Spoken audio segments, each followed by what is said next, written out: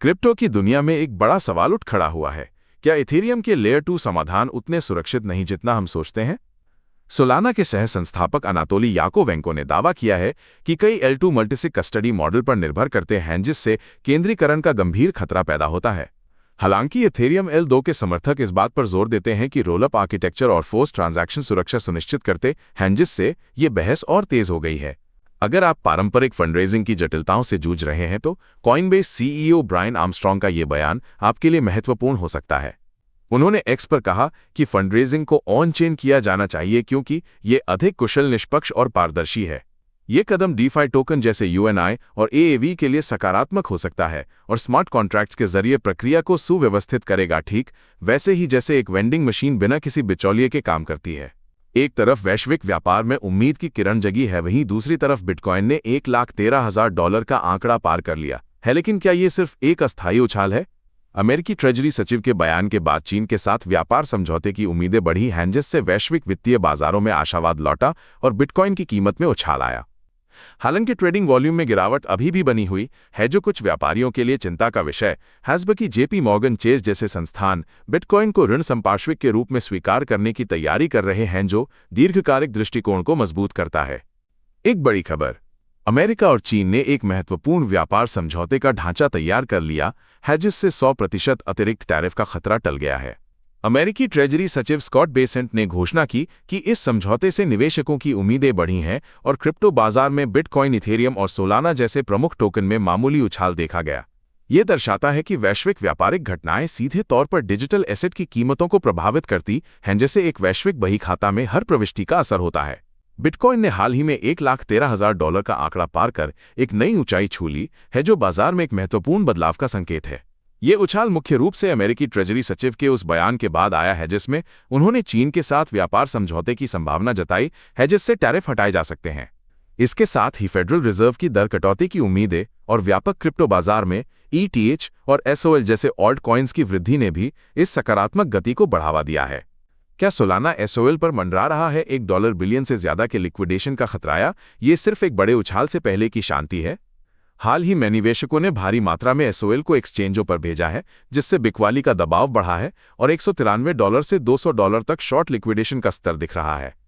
हालांकि कुछ तकनीकी संकेत और इकोसिस्टम इवेंट्स जैसे A16Z का जीतों में निवेश SOL को $214 से ऊपर धकेलकर $1 बिलियन से ज्यादा के शॉर्ट पोजीशन को लिक्विडेट कर सकते हैं या $165 से नीचे गिरने पर $800 मिलियन के लॉन्ग पोजीशन को खतरा हो सकता है। क्रिप्टो बाजार में एक बड़ा बदलाव आ रहा है जहां SUI डिसेंट्रलाइज्ड एक्सचेंज ने पिछले 24 घंटों में $571 मिलियन का चौंकाने वाला ट्रेडिंग वॉल्यूम दर्ज किया है। यह आंकड़ा SUI इकोसिस्टम में निवेशकों की बढ़ती रुचि और डिसेंट्रलाइज्ड फाइनेंस प्लेटफॉर्म्स में उनके मजबूत विश्वास को स्पष्ट रूप से दर्शाता है। ट्रेडर्स अब तरलता, पारदर्शिता और बिचौलियों के बिना तेज निपटान के लिए सेंट्रलाइज्ड एक्सचेंजों की बजाय डिसेंट्रलाइज्ड विकल्पों को प्राथमिकता दे रहे हैं जो इस क्षेत्र के परिपक्व होने का संकेत है। क्या आपको पता है कि एक देश ने अपनी राष्ट्रीय क्रिप्टोकरेंसी रिजर्व में एक निजी टोकन BNB को शामिल कर लिया है? किर्गिस्तान ने BNB चेन पर अपना राष्ट्रीय स्टेबल कॉइन KGST और डिजिटल सोम CBDC लॉन्च किया है जिसे सरकारी भुगतानों के लिए कानूनी मान्यता मिली है और यह देश के भुगतान प्रणालियों को मजबूत करेगा। बाइनेंस के सह संस्थापक CZ की सलाह प्रदेश ब्लॉकचेन शिक्षा और हरित खनन को बढ़ावा देकर एक क्षेत्रीय क्रिप्टो केंद्र बनने की ओर अग्रसर है। ब्लॉकचेन सुरक्षा पर मंडरा रहा है एक नया और अप्रत्याशित खतरा जो क्वांटम कंप्यूटिंग से भी बड़ा है। मिस्टन लैब्स के मुख्य क्रिप्टोग्राफर के अनुसार उत्तर कोरियाई हैकर्स AI का उपयोग जासूसी, फिशिंग कोड विश्लेषण और मनी लॉन्ड्रिंग के लिए कर रहे हैं जिससे क्रिप्टो अपराधों का पैमाना बढ़ रहा है।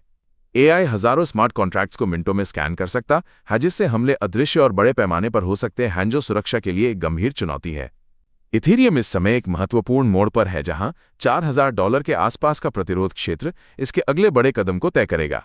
विश्लेषकों की माने तो यदि इथेरियम $4.100 से ऊपर निकलता है तो एक बड़ी रैली देखने को मिल सकती है, जबकि $3.800 का स्तर एक मजबूत समर्थन बना हुआ है।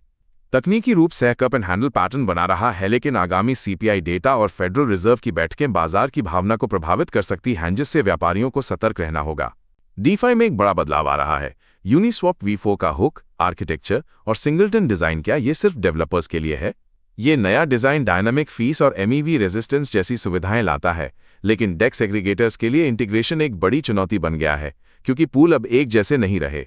हालांकि ब्रेविस की जेड के तकनीक गैस रिबेट देकर इस चुनौती को हल कर रही है, जिससे V4 को अपनाने में तेजी आएगी और यूजर्स को कम ट्रेडिंग फीस का फायदा मिलेगा। DeFi की निष्क्रिय पूंजी अब AI के भविष्य को आकार दे रही है।